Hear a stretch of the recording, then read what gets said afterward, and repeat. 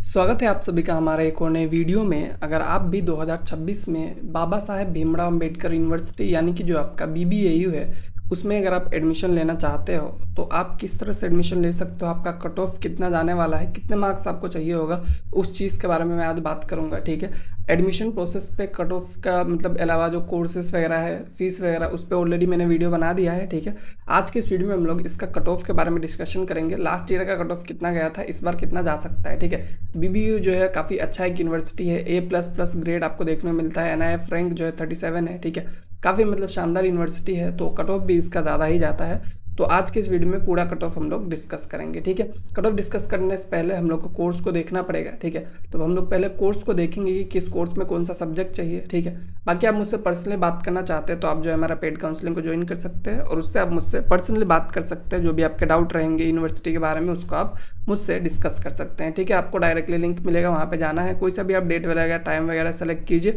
और confirm detail करके payment कीजिए और आपको मैं उसके बाद मैसेज कर दूंगा। ठीक है, तो ये जो है आपका बेसिक सा प्रोसेस रहने वाला है, उसको आपको फॉलो करना है, उसके बाद आप जो है मुझसे बात कर सकते हैं। ठीक है, तो चलिए सबसे पहले कोर्सेज को डिस्कस कर लेते हैं। तो जो आपका पहला कोर्स है इंटीग्रेटेड BSc MSc, उसके लिए आपको एक लैंग्वेज चाहिए होगा और साथ ही साथ biology, chemistry, maths and physics आपको कोई सा भी 3 चाहिए। ठीक है, मतलब PCMB में से कोई सा भी 3 सब्जेक्ट है तो आप जो है यहाँ पे एलिजिबल है। ठीक है, BSc ऑनर्स जियोलॉजी है, जियोलॉजी के लिए एक लैंग्वेज चाहिए होगा, साथ ही साथ chemistry, geography, physics, biology, mathematics में से कोई सा भी 3 चाहिए होगा। ठीक है, पब्लिक एडमिनिस्ट्रेशन अगर आपको लेना है तो उसके लिए आपका लैंग्वेज के साथ, ठीक है, यहाँ पे आप कोई सा भी कोर्स में जाइए आपको एक लैंग्वेज मैंडेटरी है। ठीक है, इस चीज़ का आपको ध्यान रखना है, लैंग्वेज एक चाहिए होगा। उसके बाद डोमेन सब्जेक्ट में आपका political, economic, history, sociology, geography, knowledge, tradition, इनमें से कोई सा भी 3 सब्जेक्ट लगने वाला है। ठीक है, BSc लाइफ साइंस का देखेंगे तो यहाँ पे आपका जो है मतलब लाइफ साइंस में आपका कॉम्बिनेशन रहेगा जूलॉजी, बॉटनी एंड बायोटेक्नोलॉजी का। ठीक है, मतलब यहाँ पे बहुत सारे लोग कंफ्यूज है कि डायरेक्ट इंडिविजुअल बायोटेक्नोलॉजी मिलता है क्या, नहीं मिलता है। ठीक है, ये आपका कॉम्बिनेशन के साथ मिल जाएगा आपको। ओके, उसके बाद लैंग्वेज जो है आपको एक लेना है, उसके साथ डोमेन सब्जेक्ट में आपका बायो, केमिस्ट्री एंड फिजिक्स जो है आपको तीनों चाहिए होगा। ठीक है, उसके बाद आपका जो BVOC है, फ्लोरिकल्चर एंड लैंडस्केप का, उसके लिए लैंग्वेज और GAT का मार्क्स चाहिए होगा। ठीक है,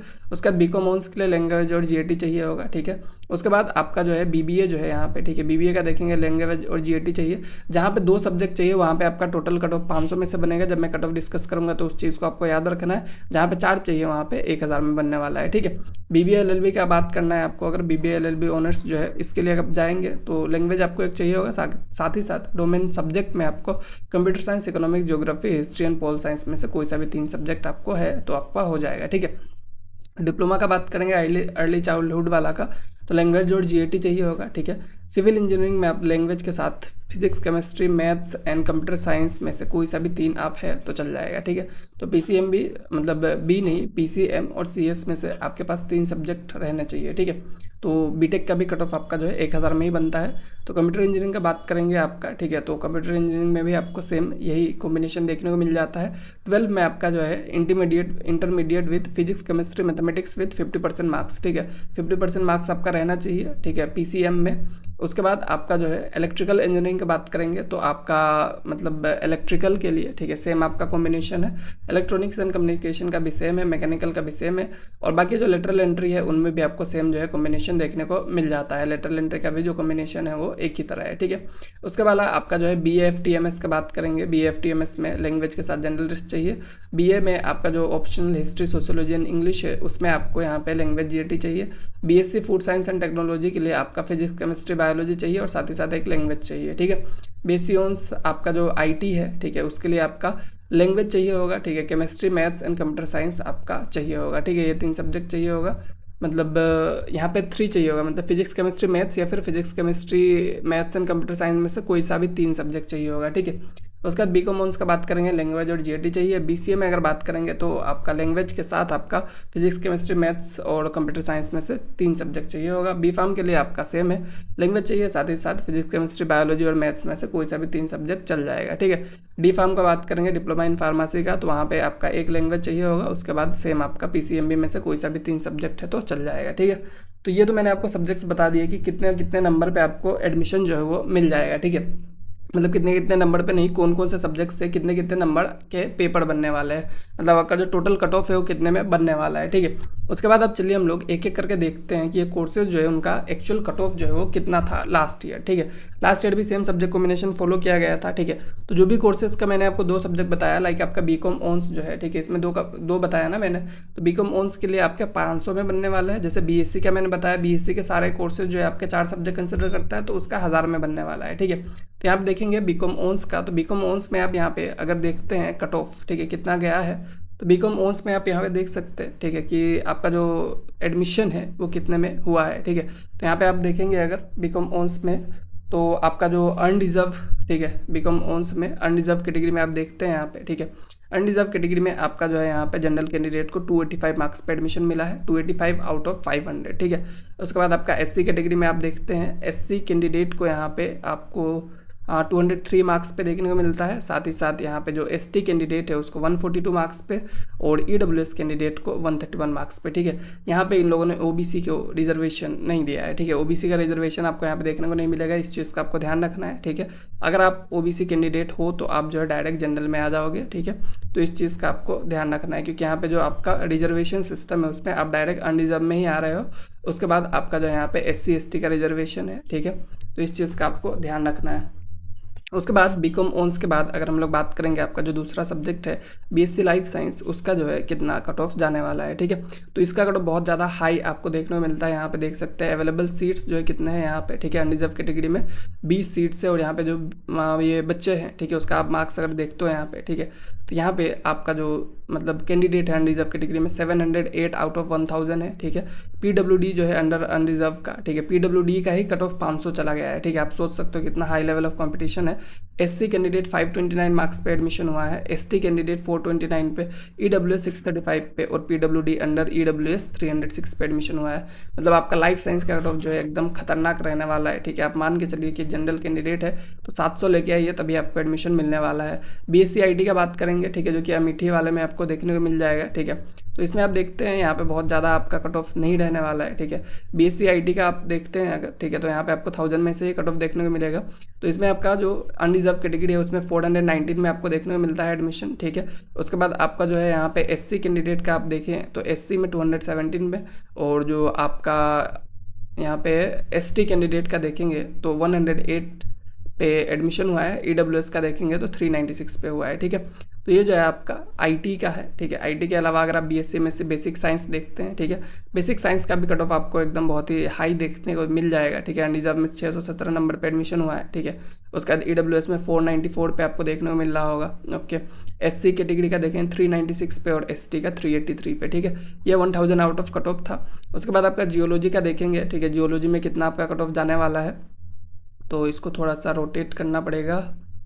ओके, सो जियोलॉजी जो है आपका, जियोलॉजी का अगर आप देखते हैं इसमें भी आपका 1000 में से ही बनता है। अनरिजर्व का 549 पे एडमिशन हुआ है। ठीक है, एससी का देखेंगे, एससी का 327 पे हुआ है, एसटी का देखेंगे तो आपका 190 पे हुआ है और ईडब्ल्यूएस का देखेंगे 413 पे हुआ है। ठीक है, इसके अलावा आपका जो फूड साइंस एंड टेक्नोलॉजी का बात करेंगे, ठीक है, तो ये भी आपका अमेठी कैंपस में ही आपको देखने मिल जाएगा। ठीक है, तो फूड साइंस जो है इसका अगर आप देखते हैं, ठीक है, तो इसमें आपका अनरिजर्व में 572 आपको देखने को मिलता है। ठीक है, 572 मतलब नंबर पे एडमिशन देखने को मिल जाता है। उसके बाद आपका जो है यहाँ पे एससी में देखेंगे तो 380 पे और एसटी पे देखेंगे तो 318 पे आपको देखने को मिल जाता है। ठीक है, ईडब्ल्यूएस का दिख नहीं रहा है अच्छे से। ठीक है, ईडब्ल्यूएस का यहाँ पे क्लियर नहीं है, इन लोगों ने अच्छे से दिया नहीं है फोटो। ठीक है, तो ओवरऑल आपका बीएससी फूड साइंस का भी कट ऑफ काफ़ी हाई रहने वाला है। बीकॉम ऑनर्स का बात करेंगे जो कि आपका अमेठी कैंपस का है। ठीक है, ये आपका उधर दूसरा कैंपस का जो बीकॉम ऑनर्स है वहाँ पे आप देखेंगे अगर, ठीक है, तो वहाँ का कट ऑफ जो है आपको कम देखने को मिलेगा। अनरिजर्व कैटेगरी का अगर देखते हैं 196 मार्क्स पे हो गया है। ठीक है, उसके बाद आपका जो है यहाँ पे एससी कैटेगरी का देखेंगे बस 76 आउट ऑफ 500 में हो गया है। एसटी का देखेंगे एक ही कैंडिडेट था, उसका 78 नंबर पे हो गया। मतलब एसटी अगर आप है तो आपको जो है डायरेक्ट एडमिशन मिल जाएगा। ठीक है, मतलब जो आपका दूसरा सेंटर है उसका उसमें।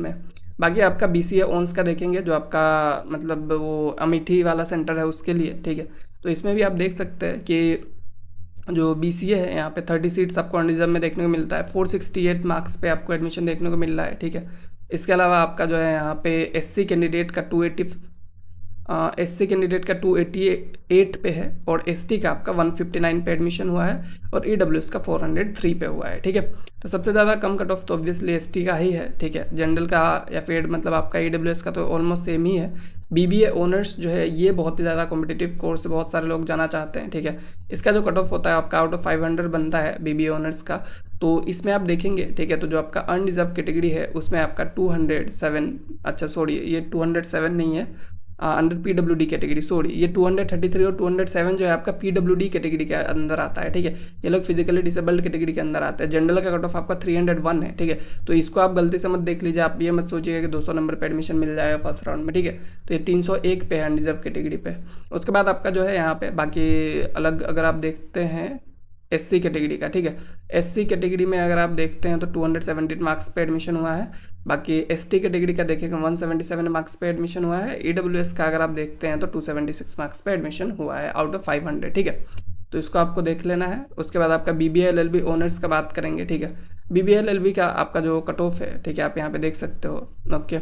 BBA LLB ऑनर्स में आपका जो मेरिट है वो काफ़ी ज़्यादा हाई आपको देखने को मिल रहा है, 1000 मार्क्स में से है, ठीक है। आप देख सकते हो यहाँ पे जनरल में 733 आउट ऑफ 1000 बहुत ज़्यादा हाई है, ठीक है। EWS का देखेंगे आपका 637 है।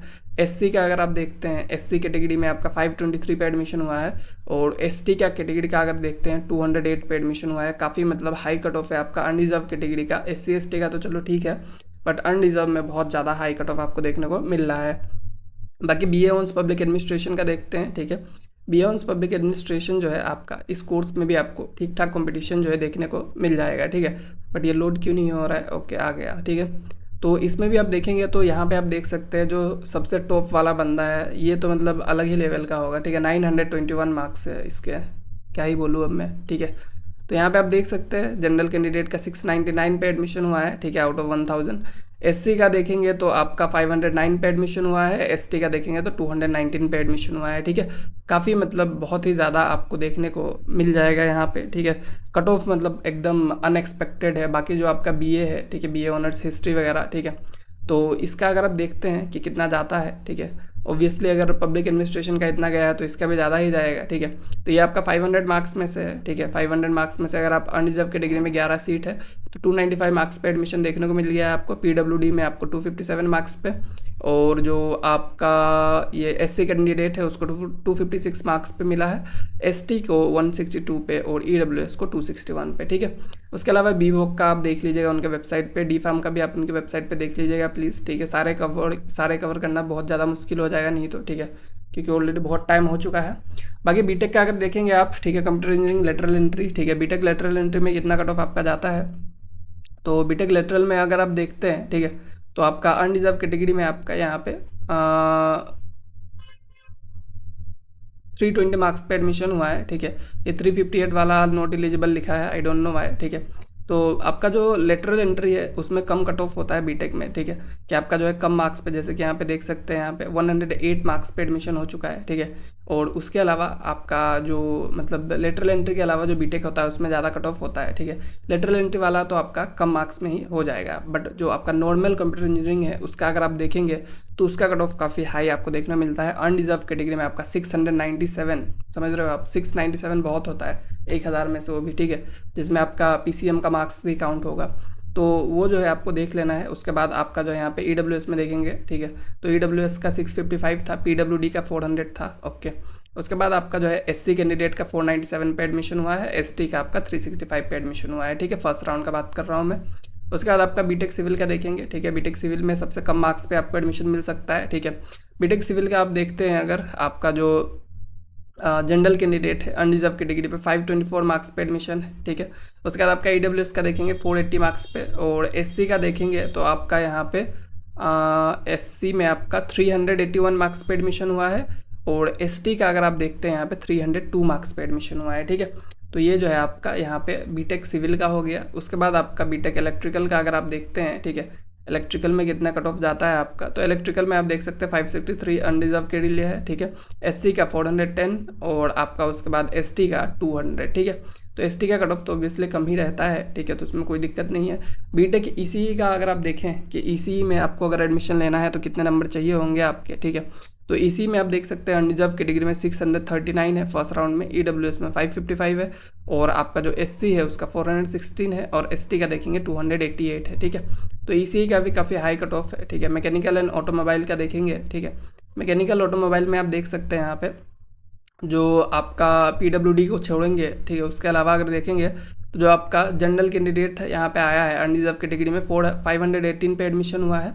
उसके बाद EWS में देखेंगे तो 462 पे एडमिशन हुआ है। ठीक है, और SC का देखेंगे 335 पे एडमिशन हुआ है, ST का 228 पे एडमिशन हुआ है। ठीक है, उसके बाद BTech mechanical and automobile engineering का बात करेंगे। ठीक है, मैकेनिकल एंड ऑटोमोबाइल इंजीनियरिंग जो है इसमें भी ये अच्छा लेटरल वाला है, लेटरल का तो कम ही रहता हो, तो मैंने आपको पहले ही बता दिया। ठीक है, ये डिप्लोमा है। उसके बाद बीटेक का आपका ये लेटरल है। ठीक है, film theatre and media studies भी देख लेते हैं। ठीक है, कि कितना आपका जाता है यहाँ पे। ठीक है, तो जो फिल्म थिएटर मीडिया स्टडीज़ है ये भी आपका 500 में से बनता है। तो यहाँ पे आप देख सकते हैं अनरिजर्व कैटेगरी में आपका, ठीक है, 215 पे एडमिशन हुआ है। SC कैटेगरी में आप देखेंगे 124 नंबर पे एडमिशन हुआ है, नहीं 40 नंबर पे एडमिशन हुआ है, सॉरी, ये आपका SC कैटेगरी का है।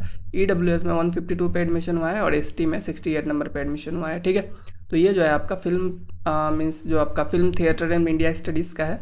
उसके बाद आपका जो बी फार्म है उसका भी अगर हम लोग देख लेते हैं। ठीक है, बी फार्म में आपका कितना है, तो बी फार्म में आपका अनरिजर्व में 24 सीट्स है। ठीक है, जिसमें एक PWD है, EWS में 6 सीट्स है, SC में 20 सीट्स है, और ST के 10 सीट्स है। ठीक है, तो ये जो सीट्स है इसमें अगर आप देखेंगे तो आपका यहाँ पे बी फार्म का अगर अनरिजर्व कैटेगरी का कट ऑफ देखते हैं 1000 में से, तो आपका जो है यहाँ पे 678 मार्क्स है 1000 में से, बहुत ही हाई कट ऑफ है। ठीक है, बहुत ज़्यादा हाई कट ऑफ है। और EWS का अगर आप देखेंगे यहाँ पे, ठीक है, EWS में भी आप देख लीजिए 625 है। ठीक है, वो भी बहुत ही ऊपर है। SC का कट ऑफ थोड़ा सा कम आपको देखने को मिल रहा है यहाँ पे। ठीक है, SC का आपका 487 पे है, PWD का नहीं कंसिडर कीजिए। ठीक है, उसके बाद आपका जो है यहाँ पे ST का देखेंगे, ST में आप देख सकते हैं 439 मार्क्स पे एडमिशन हुआ है। मतलब बी फार्म का कट ऑफ जो है वो भी काफ़ी आपको ऊपर देखने को मिलने वाला है। ठीक है, ओवरऑल सारे कोर्सेज़ के कट ऑफ मैंने आपको बता दिया, और मतलब बहुत देर से मैं बता रहा हूँ। ठीक है, तो ओवरऑल मैंने सारे कोर्सेज़ को कवर कर लिया है। आपको जिस भी कोर्स में एडमिशन लेना है आप देख लीजिए। ठीक है, बाकी कोई डाउट रहे तो आप मुझे पूछ लीजिएगा, और चाहे तो आप मुझसे बात करना है तो आप इसको ज्वाइन कर सकते हैं। ठीक है, आपकी विश है, मैं आपको कभी फोर्स नहीं करता हूँ ज्वाइन करने के लिए, और मैं कभी किसी को ये भी गारंटी नहीं देता हूँ कि आप ज्वाइन करेंगे तो एडमिशन दिला दूंगा। मैं बस डाउट सॉल्विंग का गारंटी देता हूँ कि आपका जो भी डाउट रहेगा उसको मैं सॉल्व करने का पूरा कोशिश करूँगा। ठीक है, बाकी और भी कुछ नहीं है, मिलते हैं नेक्स्ट वीडियो में।